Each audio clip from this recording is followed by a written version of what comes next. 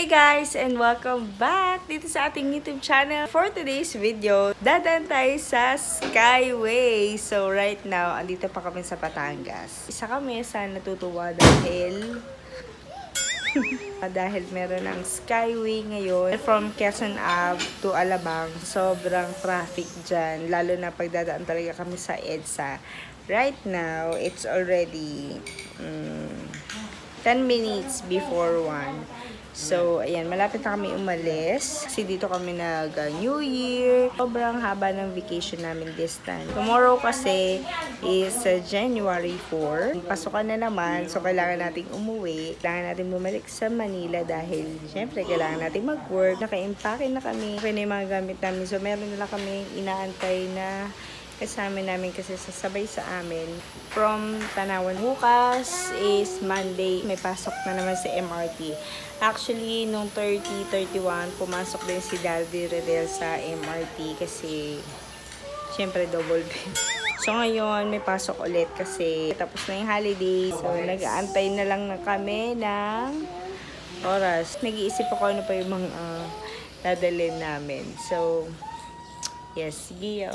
Alam nyo ba na free ang Skyway? Kailan ba nag-start yun na free?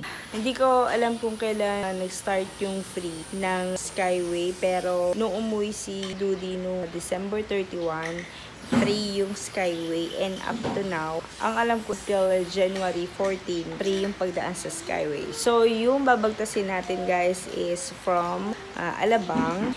Doon tayo aakyat and hanggang sa may Quezon Ave. So, sa mga hindi po nakakaalam, pagka po regular days ang uwi namin, sobra talagang traffic. Ngayon, pagka mineras-malas pa kami at inabot kami ng alanganing araw, talagang minsan guys, 6 hours. 6 hours talaga yung namin, yung travel time. Pero pag hindi naman nasa nasa 3 hours, 2 hours, ganyan. Depende sa traffic, tsaka depende sa araw. So, ngayon, dahil alam nyo ba na nung December 31, first time ever na na-try ni Daddy Rodel na dumaan doon, siya lang mag-isa. Ngayon, mai-experience natin na dumaan sa Skyway. And ang maganda dito dahil libre pa siya this time. Hanggang January 14 daw. According kay Daddy Rodel. Actually, for the Skyway fee, hindi namin alam kung magkano yung fare.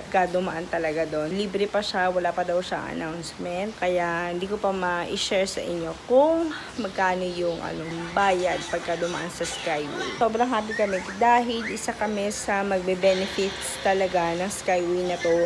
Pero yun nyo North EDSA hanggang sa may Magallanes, yung papasok, sobrang traffic talaga dyan. Lalo na Cubao. And ito ang matutuwa kayo dahil 22 minutes lang na tinakbo ni Rudy yung Skyway na yun. Sobrang bilis compare sa dadaan ka sa EDSA. So, let's go!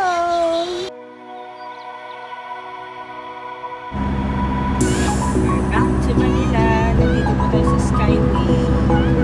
Dito tayo naman sa Skyway. Kasi sabi ni Daddy traffic daw talaga sa EDSA. Sakto namin ngayon is doon sa may amin, sa may Mindanao amin.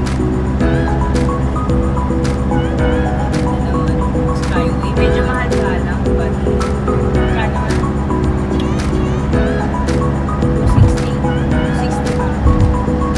260 yung unang toll, tapos meron pang additional na sa kabila naman. Dalawang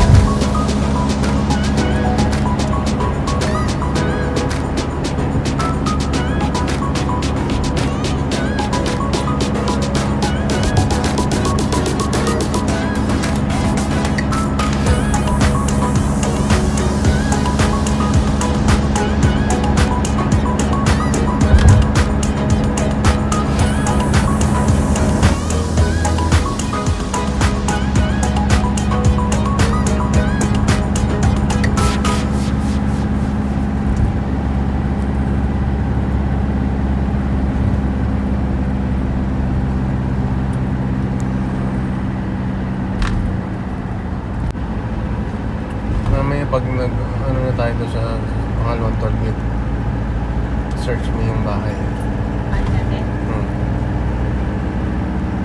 Bakit? Baka makalagpas tayo doon sa Mindanao exit.